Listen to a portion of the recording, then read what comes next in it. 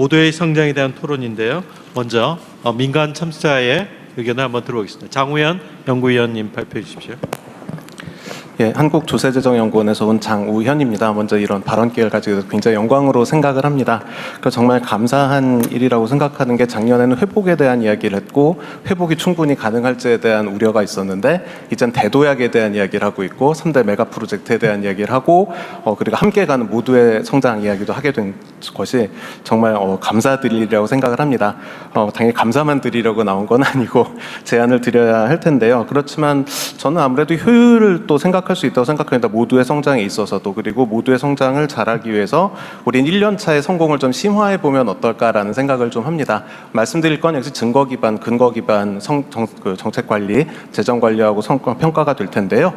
작년에 중소기업 관련해서도 총리님 너무 열심히 해주셔서 또 재정당국 4조 원 절감한 이야기 나오니까 정말 감개무량했고요.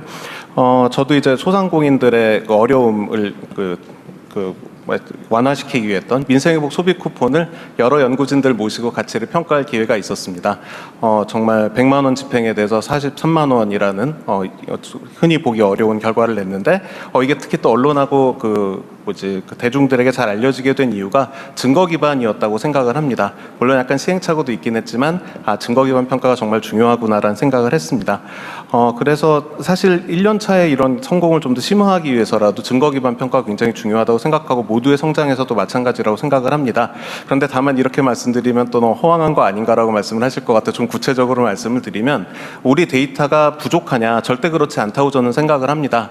찾아본 결과 원석인 데이터들이 너무너무 많이 있습니다. 국가 데이터처도 저번 주에도 방문을 했는데 의지도 있으시고 이걸 정책평가에 어떻게 연결을 시킬 것인가 하는 부분이고 사실 어떻게 보면 개인 데이터까지 필요 없는 정책 평가가 굉장히 많이 있습니다. 민생복 소비 쿠폰도 개별 소상공인이 중요했던 건 아니고 상권이 중요했던 부분들이고 그런 부분들까지 충분히 국가 데이터처에서 비식별해서 집계해서 제공을 해주실 수가 있습니다. 또 행정안전부에서도 많이 도와주셔서 신용카드 데이터를 그렇게 잘 만들었기 때문에 국민들 잘 설득할 수 있었다고 생각을 하는데 이런 시행착오가 있었으니까 이 위에서 진행을 한다면 훨씬 저비용으로 증거 기반으로 접근을 할 수 있지 않을까라는 생각을 하고요. 메가 프로젝트도 마찬가지고 모두의 성장에서 더더욱 중요하다는 말씀을 드리고 싶습니다. 두 번째는 사실 상생으로 봐야 된다는 게 오늘 좀 말씀을 드리고 싶은 내용인데 흔히 청년 기성세대, 내수, 수출, 대기업, 중소기업, 수도권, 비수도권으로 나눠서 어느 한쪽이 혜택만 받는 것처럼 좀 생각하는 경향이 있는데 저는 정책연구자로서 그렇지 않다는 것은 데이터로 많이 보고 있습니다. 서로 이득을 주고받는 그러니까 일방적인 수혜자가 아니거든요. 그러니까 그런 소상공인들은 우리 경제의 모세혈관입니다. 그렇기 때문에 우리 기초 체력을 받쳐주고 있고요. 내수가 튼튼해져 수출이 힘들었을 때 내수 쪽에서 받쳐주기도 하고 테스트 베드가 돼주기도 합니다. 그렇기 때문에 이걸 성과 관리를 함에 있어서도 어느 한쪽에 치해를 줬다고 생각하지 말고 전체적으로 관리를 할 수 있는 게 굉장히 중요하고 그 과정에서 아까 말씀드렸던 여러 증거 기반 데이터들이 힘을 주지 않을까 그렇게 생각을 하고 있습니다. 그러니까 기존에 있는 데이터들이 원석이 진짜 많이 있다. 이걸 보석으로 다듬는 방법만 가져간다면 2년차, 1년차의 성공을 좀 더 심화할 수 있지 않을까 생각이 들고요. 마침 또 청년 이야기가 나왔으니까 이런 증거 기반 정책은 청년들에게 희망을 주기도 합니다. 물론 청년들은 굉장히 힘들게 지내고 있는 부분들이 많이 잘 몰라서 그런 부분들도 있거든요. 그러니까 제 마지막 일화입니다. 중소기업 사장님들 만나면 인재를 키우면 다 뺏긴다고 하시고 청년들한테 가서 왜 중소기업 안 가냐 그러면 평생 중소기업 있을까 봐 그런다고 이야기를 하는데 두 가지는 동시에 사실일 수 없습니다. 데이터를 보면 중소기업 사장님들이 좀 맞는 편이시거든요. 굉장히 활발하게 대기업으로 이직하기도 하고 좋은 일자리로 가기도 합니다. 좋은 일자리로 보낸 디딤돌 일자리들도 있습니다. 이건 또 고용노동부 장관님께 부탁을 드려야 되는데 개인 정보는 필요 없고 고용보험 데이터 같은 경우도 이렇게 이동성 데이터를 만들어서 보면 청년들에게 좀 더 희망을 줄 수 있습니다. 아까 경력직 이야기 많이 하더라고요. 그럼 어디를 가서 경력을 쌓을 수 있는가? 이런 데이터 우리가 가지고 있는 행정 데이터를 충분히 줄 수 있다고 생각합니다. 네, 이상입니다. 네, 감사합니다. 이제 자유롭게 의견을 제시해 주시면 감사하겠습니다. 손을 들어주시면 제가 지목하겠습니다. 네, 손들 준비하는 시간에 저도 노동부 장관님 저기 전에 한번 내가 얘기했던 거기도 한데 이 네. 노동회의소에 대해서 이견이 있지 않습니까? 노동계 안에? 예, 그 이전에 이견이 있었던 것은 노동조합으로 조직하면 되는데 예, 노동회의소를 만들면 오히려 노동조합 조직률이 떨어질 것 아닌가 그러한 이견이 있었던 것은 사실입니다. 네. 하지만 지금은 그것보다 훨씬 더 뛰어넘는 다양한 형태의 기존 고용관계로 설명하지 못하는 다양한 형태의 노동자들이 출현하고 있고 이들을 전통적인 노조로 조직하기는 사실상 쉽지 않을 것입니다. 물론 라이더라든지 이런 특수고용 노동자들은 노조로 만들 경우가 있지만 프리랜서라든지 사용자가 없는 노동자들이라든지 이런 분들은 광범위하게 확산되고 있기 때문에 그런 부분에 대해서는 노동계도 충분히 그러면 노동회의소의 전통적인 그 형태, 그러니까 주로 조직 활동 지원이라고 하는 것에서 지금 벗어나서 다른 역할들이 많아졌다라는 그렇습니다. 말씀 같고, 만약 그렇다면은 이 점에 대해서 노동계에서는 활동의 중점이 조직에서 지원으로 바뀌는 거니까 그렇습니다. 다 동의한다. 그런 다 동의한다기보다는 이제 동의 설득을 해 나가고 소통을 해 나가야 되는데요. 설득이 잘 안 될 것 같아요. 저희들이 그래서 예를 들자면 근로자복지지원법도 노동자복지지원법으로 바뀌면 전통적 고용관계 아닌 사람들에 대해서 뭘 해야 되는데 그러려면 뭐 전달 체계가 있어야 됩니다. 물론 기존에 있는 뭐 노동센터라든지 이런 허브를 통해서 할 수는 있지만 네. 그걸 훨씬 뛰어넘는 전달 체계가 필요할 것으로 보여집니다. 하여튼 동의가 가능할 거라고 보고 추진하는 거겠죠. 노동계하고 충분히 소통하고 협력하겠습니다. 어쩌면 이게 논란이 있던 그 노동회의소와 명칭은 같지만 기능과 역할은 네, 좀 다른 것 그렇습니다. 같기도 해요. 지금 명칭은 이제 저희들이 가칭 K 노동회의소라고 했지만은 기존에 논란됐던 그 기능 그대로 옮겨오는 건 그건 아닙니다. 아니고, 예, 네네. 알겠습니다. 네. 그러면 잘 설득하고 협의하기 바라고요. 네, 그렇게 하겠습니다. 그 우리 가기부 장관님, 이게 지금 인공지능을 예를 들면 각자 이제 아이디를 가지고 이제 인공지능을 이제 비서처럼 보좌관처럼 쓰게 되잖아요. 그 1인 1 AI 에이전트 개념이라고 네, 하는 게. 이제 그럴 때 어쨌든 이 사용을 하면 할수록 기능이 좋아지는 거잖아요. 네, 예를 들면 활용을 어떻게 하냐에 따라서 그 인공지능의 역량이 약간 이상한 애가 될 수도 있고 아주 뭐 뛰어난 뭐 정말 스마트한 보조자가 될 수도 있고 한 거잖아요. 과학자가 많이 쓰면 과학자가 그쪽으로 더 가게 많이 되는 거죠. 할 수 있고, 네. 그거는 결국은 그 개인의 특성이나 사용 내역이나 이런 게 다 기록된다는 의미인데 이게 결국은 또 나중에 뭐랄까 인격권 보안, 나의 인격이 전면적으로 지금 투영되잖아요. 이 사람이 대체 밤 12시에 뭔 생각을 하고 사나? 이런 게 지금 다 기록되는 거 아닙니까?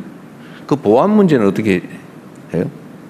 근데 이게 어쨌든 인공지능이라고 하는 거대한 하나의 뭐 자식에는 뭐 생명체는 아니고 하여튼 거기에 계속 각계의 개인들이 데이터를 집어넣는 거 아니에요?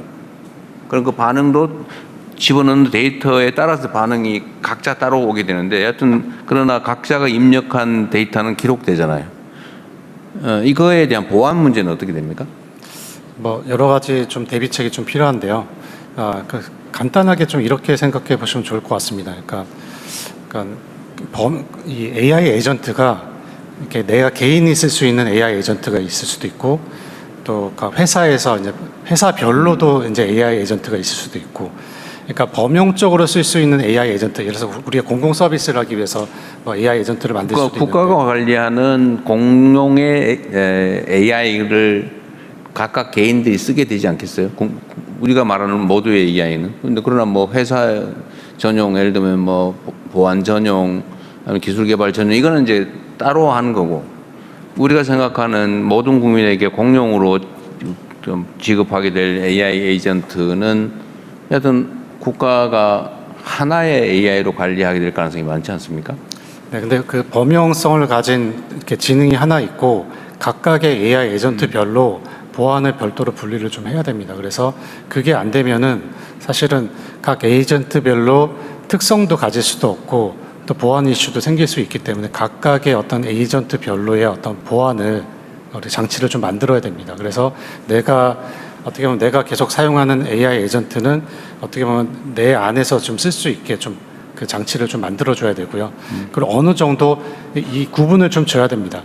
내가 어느 정도 범용성으로 내 데이터를 또 허용해 줄 수도 있어야 되고 또 어떤 부분은 절대로 안 되고 내 안에서 공유 안 되는 데이터로. 네. 하여튼 그 칸을 치거나 보안은 매우 중요한 의제가 될 맞습니다. 것 같습니다. 네. 제가 얼마 전에 보니까 누가 명색이 대한민국 대통령인데 제가 어디서 실시간으로 어디를 다니는지 다 알고 있더라고요. 여러 가지 다양한 방법으로 데이터를 분석한 다음에 이재명 대통령은 몇 월 며칠에 어디에, 몇 월 며칠 몇 시에 어디에 이걸 다 분석을 해가지고 저한테 딱 보여준 거예요. 그건 물론 이제 개인별 정보가 삭제된 데이터들이 어딘가에 모였는데 그걸 이제 복합적으로 분석을 한 거죠. 하여튼 그런 만큼 이 데이터 관리는 정말 중요한 과제가 될 것 같긴 합니다. 그래서 근데 그래 관련이 있어서 하나 물어보는데 네. 그 인공지능한테 반말하면 안 된다는 얘기가 있던데 그 진짜 뭐 어떤 이유가 있는 거예요? 그러니까 반말을 하면 이제 인공지능이 저한테도 이제 반말을 좀 하는 네. 경향이 생긴다는 반말을 거죠. 하지. 예. 네. 반말로 물어보면 반말로 대답을 하는데 그게 나중에 어떤 영향을 미칩니까? 성격이 뭐 사나워지는가? 성격이라는 것은 사실 이게 좀 우리가 다 조정을 할 수 있는 것이고요. 무시당했다고 좀 기분 나빠할 수 있는 거예요? 아니 뭐 그렇게 좀 그러니까 인공지능을 너무 이렇게 곤란한 질문한 것 같은데? 사람처럼 이렇게 바라봐서는 안 될 것 같고요. 그거는 뭐 얼마든지 그 내가 반말조로 얘기했다고 해도 그 인공지능이 항상 정중한 그 언어로 대답을 하기로 설정이 돼 있으면 설정을 항상 하면 그렇게 돼요. 답을 할 겁니다. 기본 포맷을 정할 수는 있다. 네네. 반말을 해도 기분 나쁘게 느끼지 않게. 그래서 이제 언제나 페르소나라고 해서 AI도 이제 인격을 우리가 사람이 정해서 좀 부여할 수 있습니다. 그렇군요. 알겠습니다. 누가 그 얘기하더라고. 반말을 해야 일을 더 잘한다는 이야기들도 그런 하기도 것도 하고. 있어요? 네, 이게 그냥 농담처럼 되는 건데 이게 어쨌든 계속 학습하기 때문에 저의 특성을 잘 알려줄수록 그 AI가 저에 맞춰서 답을 주는 거죠. 그래서 그게 계속 서로 학습해간다는 것이 관계를 맺어가는 거여서 계속 친해지면 친해질수록 잘 알게 되는 것 같은 그런 부분들이라 이제 반말하냐 존댓말하냐 이런 얘기들도 근데 약간 하시지만 거칠어지면 그쪽도 인격이 네, 거칠게 그럴 형성이 수도 된다. 있다. 네, 그래서 예전에 보면 나와 AI 관계에 대해서 이렇게 그림을 그려보면 내가 AI랑 어떤 관계를 맺고 있는지를 그림으로 그려줬던 적도 있거든요. 뭐 이렇게 쓰다듬고 있는 사람도 있고 커피 주는 사람도 있고 이제 이런 형상화에 대한 부분이라 장기적으로 AI가 사람을 지배하게 된다면 관계를 친절하게 잘해놔라 나중에 가서라는 농담도 하기도 합니다. 어쨌든 이게 능력은 가지고 있는데 백지 상태의 아주 똑똑한 지능체라고 이제 거기 계속 이제 사람이 자기 인격을 투여하게 되는 과정인 거죠. 네네. AI 엔진 업체가 근데 이제 물론 미리 규정하긴 합니다. 이런 경우에는 좀 그 제대로 정답을 그리고 해라 뭐 사람에게는 이렇게 하지 말아라 이런 규정을 할 수는 있어요.